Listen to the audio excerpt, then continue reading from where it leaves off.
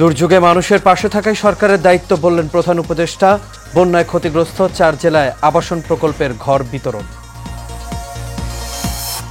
8 মে বহুল আলোচিত রমনার বটমূলে বর্ষবরণ অনুষ্ঠানে বোমা হামলা মামলার রায়, তারিখ ধার্য করলেন হাইকোর্ট।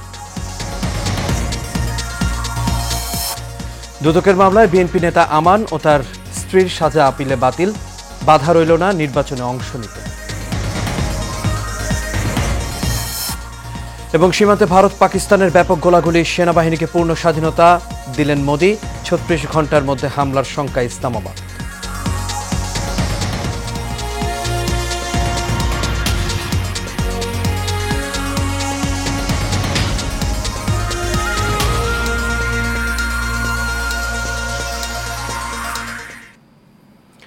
সবাইকে স্বাগত এশিয়ান নিউজে। দর্শক, পুরো সংবাদ জুড়ে আপনাদের সঙ্গে আছি আমি আনোয়ার রাজা। তখন শুনছেন বিআরবি কেবল ইন্ডাস্ট্রিজ লিমিটেড সংবাদ শিরোনাম। এবার চলে যাচ্ছে পুরো খবর। বন্যায় ক্ষতিগ্রস্তদের জন্য বিশেষ আবাসন প্রকল্পে নির্মিত ঘর বিতরণ করেছেন প্রধান উপদেষ্টা অধ্যাপক মোহাম্মদ ইউনুস। সকালে প্রধান উপদেষ্টার তেজগাঁওয়ের কার্যালয়ে ভার্চুয়ালি অনুষ্ঠানের মাধ্যমে এসব ঘর বিতরণ করা হয়। এ সময় চট্টগ্রাম, ফেনী, নোয়াখালী ও কুমিল্লা জেলা থেকে উপকারভোগীদের ভার্চুয়ালি চাবি হস্তান্তর করা হয়। এ সময় প্রতিটি জেলা থেকে একজন করে উপকারভোগী তাদের অনুভূতি প্রকাশ করেন। তারা প্রধান উপদেষ্টা ডক্টর মোহাম্মদ ইউনুসের প্রতি ধন্যবাদ জানান। এ সময় প্রধান উপদেষ্টা বলেন, দুর্যোগে মানুষের পাশে থাকাই সরকারের দায়িত্ব।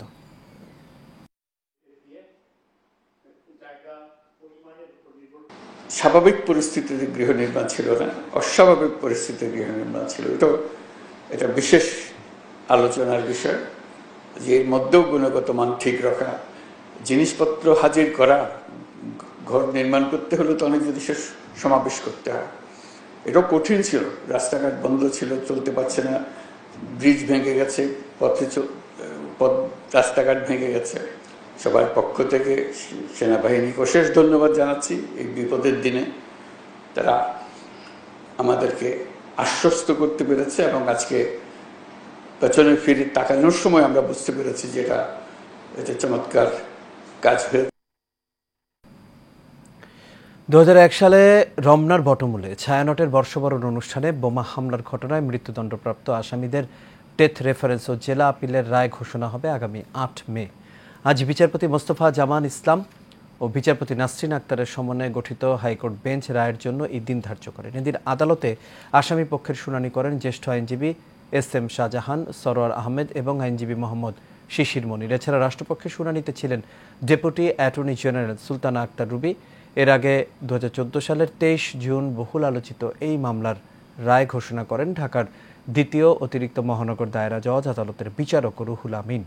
রায়ে নিষিদ্ধ ঘোষিত হরকাতুল জিহাদের শীর্ষ নেতা মুফতি আব্দুল হান্নান, বিএনপি নেতা ও সাবেক উপমন্ত্রী আব্দুস সালাম পিন্টুর ভাই মাওলানা তাজউদ্দিন সহ 8 জনের ফাঁসি ছাড়াও 6 জনকে যাবজ্জীবন কারাদণ্ডে দণ্ডিত করেন আদালত। বটমূলে বর্ষবরণ অনুষ্ঠানে ভয়াবহ বোমা হামলায় নিহত হয় 10 জন। বিএনপি নেতা আমানুল্লাহ আমানের 13 বছর ও তার স্ত্রীর সাবেরার 3 বছরের সাজা বাতিল করেছেন আপিল বিভাগ। ভারপ্রাপ্ত প্রধান বিচারপতি আশফাকুল ইসলামের নেতৃত্বাধীন 3 সদস্যের আপিল বিভাগ এই রায় দেন। অবৈধ সম্পদ অর্জন ও সম্পদের বিবরণীতে তথ্য গোপনের অভিযোগে করা মামলায় 2007 সালে আমানুল্লাহ আমানকে 13 বছরের কারাদণ্ড দিয়েছিলেন ঢাকার বিশেষ জজ আদালত। সেই সঙ্গে একই মামলায় তার স্ত্রী সাবেরাকে 3 বছরের কারাদণ্ড দেওয়া হয়েছিল। সাজা বাতিলের বিষয়টি নিশ্চিত করেছেন ব্যারিস্টার মাহবুব উদ্দিন খোকন। এই মামলায় খালাস পাওয়া ভবিষ্যতে নির্বাচনে অংশ নিতে আমানুল্লাহ আমানের আইনি কোনো বাধা নেই বলেও জানিয়েছেন আইনজীবী।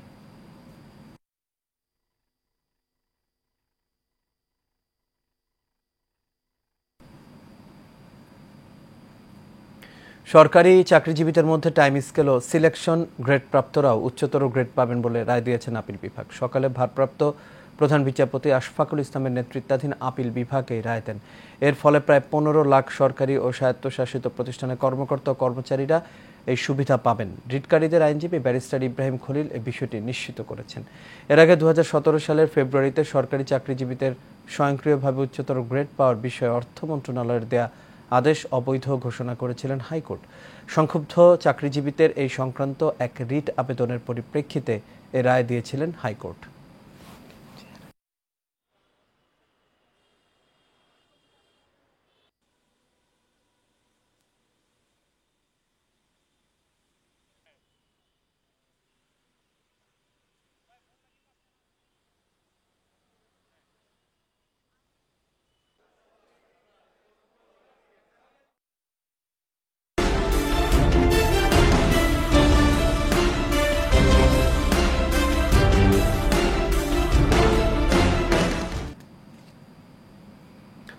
নরসিংদীতে এজলাস সংকটে ব্যাহত হচ্ছে চিফ জুডিশিয়াল ম্যাজিস্ট্রেট আদালতের বিচারিক কার্যক্রম। ফলে একদিকে যেমন দীর্ঘ হচ্ছে মামলার জট, অন্যদিকে ভোগান্তিতে পড়তে হচ্ছে বিচার প্রার্থীদের।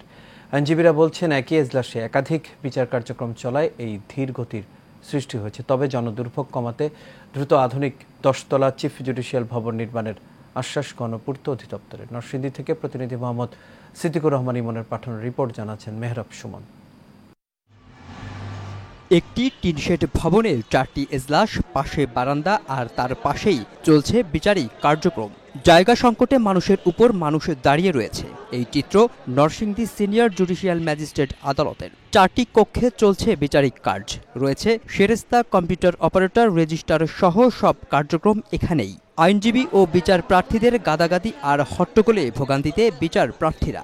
চিফ জুডিশিয়াল ম্যাজিস্ট্রেট আদালতে বিচার প্রার্থীরা সকালে আসলে মামলা করতে পারে না, কারণ এজলাসে একজন হাকিম থাকতে অপরজন হাকিমের জন্য নতুন করে এজলাস বন্টন নিশ্চিত করতে পারেন না চিফ জুডিশিয়াল ম্যাজিস্ট্রেট স্যার, কারণ এখানে এজলাসের কক্ষ সংকট। 30 লক্ষের উপরে আইনাশ্রয়ী জনগণ নরসিংদী জেলাতে থাকার সত্ত্বেও এখানে চিফ জুডিশিয়াল বিল্ডিং নির্মাণ হচ্ছে না। ভবন ও অফিস কক্ষ না থাকায় বিপাকে পড়তে হচ্ছে আইনজীবী সহ সংশ্লিষ্ট কর্মকর্তাদের। বিভিন্ন থানার নথিপত্র একটা আরেক দিকে চলে যায়, তারপরে এগুলো হারিয়ে টেরিয়ে যায় এবং আমাদের অনেক ভোগান্তি সৃষ্টি হয়। এখানে এই বিল্ডিং এর জায়গায় একটা বড় বিল্ডিং স্থাপন করা হইতো বা 5তলা 10তলা একটা বিল্ডিং স্থাপন করা হইতো।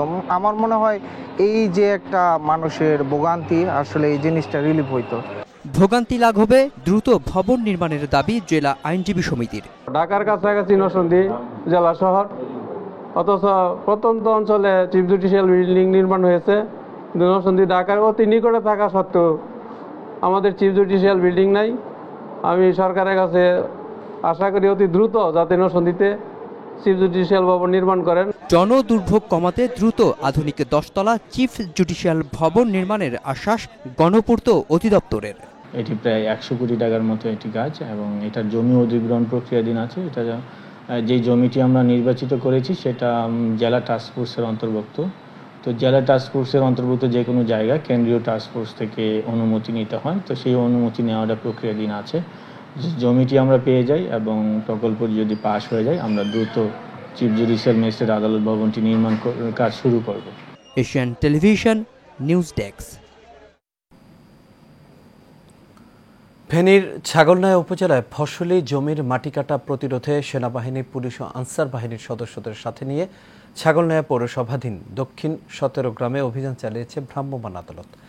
অভিযানকালীন অবৈধভাবে ফসলি জমির মাটি কাটার সাথে জড়িত 8 জন মাটি খেকো অপরাধীকে ঘটনাস্থলে আটক, মাটি বহনে ব্যবহৃত 6টি পিকআপ জব্দ ও মাটি কাটায় ব্যবহৃত একটি এক্সকেভেটর অকেজো করা হয়। ফসলি জমির মাটি কাটার অপরাধে আটককৃত 8 জনের প্রত্যেককে 6 মাসের বিনাশ্রম কারাদণ্ড প্রদান ও 100 টাকা করে জরিমানা এবং জব্দকৃত 6টি পিকআপের বিষয়ে পরবর্তী আইনি কার্যক্রম চলমান রয়েছে বলে জানিয়েছেন ভ্রাম্যমাণ আদালতের বিচারক, ছাগলনাইয়া উপজেলা সহকারী কমিশনার ও এক্সিকিউটিভ ম্যাজিস্ট্রেট শিবু দাস সুমিত।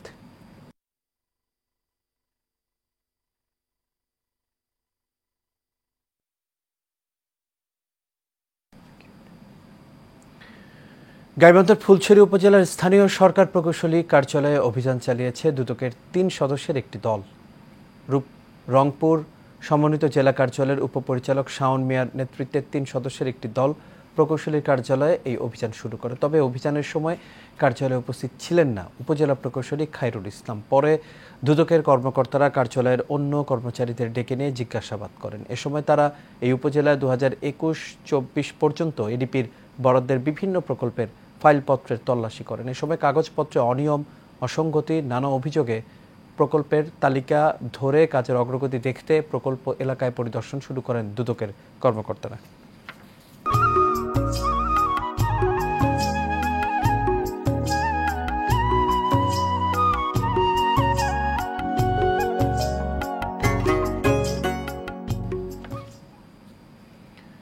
সবুজ প্রকৃতির মাঠ জুড়ে দোলা দিচ্ছে ভুট্টা গাছ, আর পাতার আড়ালে লুকিয়ে আছে ভুট্টার কাঁদি।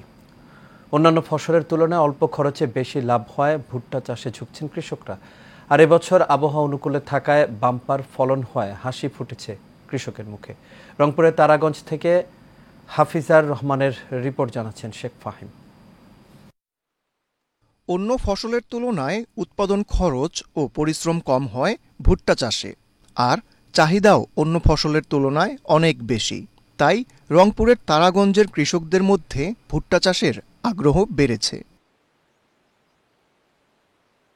এবার আবহাওয়া অনুকূলে থাকায় ভুট্টার বাম্পার ফলন হয়েছে।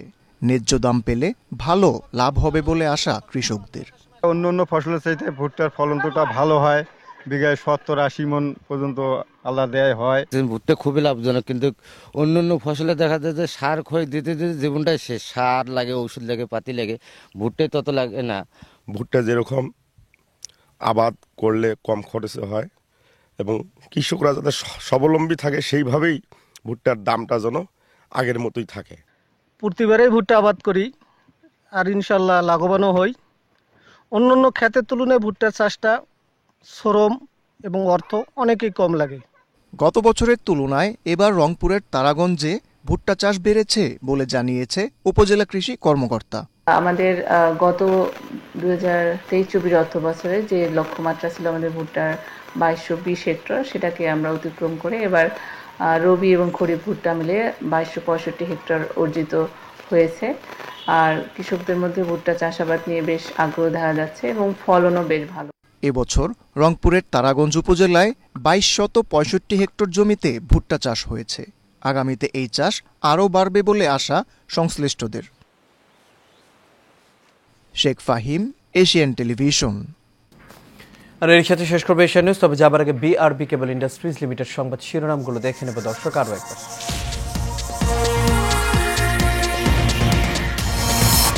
দুর্যোগে মানুষের পাশে থাকাই সরকারের দায়িত্ব বললেন প্রধান উপদেষ্টা। বন্যায় ক্ষতিগ্রস্ত 4 জেলায় আবাসন প্রকল্পের ঘর বিতরণ।